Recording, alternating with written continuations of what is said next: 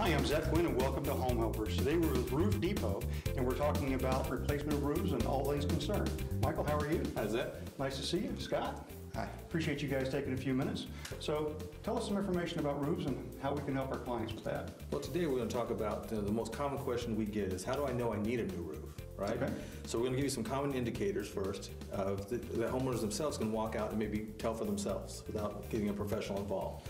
The first one is the age of the home. If it's 12 years old or older and has the original roof, it's probably about time to start looking at getting it replaced. Really? The builders don't put on a very high-grade shingle at the start. I do see that. So that's one indicator. If you see a lot of granules, if you're up cleaning your gutters, you see a lot of granules in the gutters, that's one of the indications that the roof is starting to age and lose those important granules, and that's one reason there.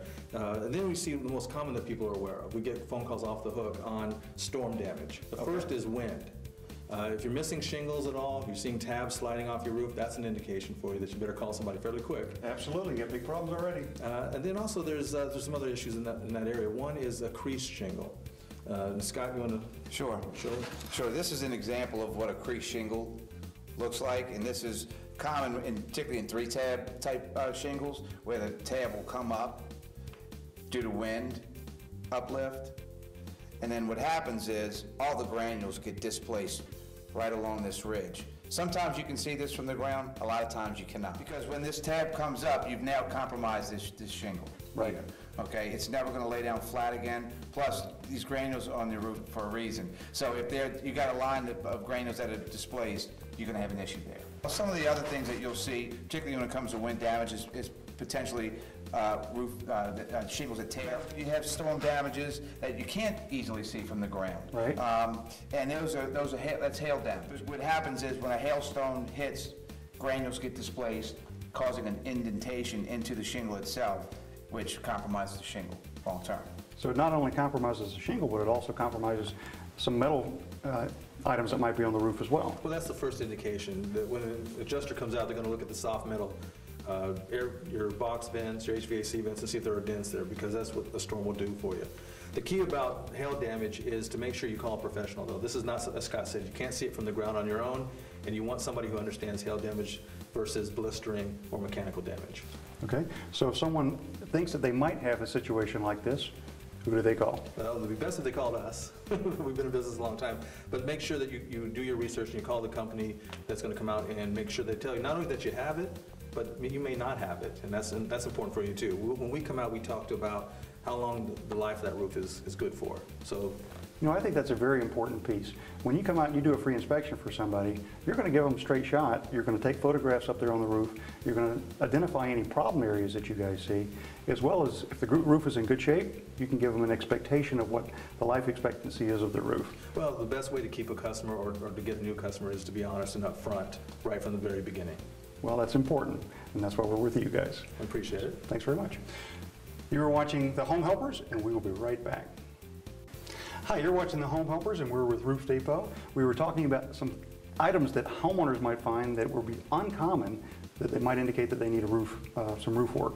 So, Michael, help me out with that. What would be some information they could help with? Well, there's a number of indicators that homeowners can't tell on their own, and one of them is if you've got 2 layers of shingles currently on your roof.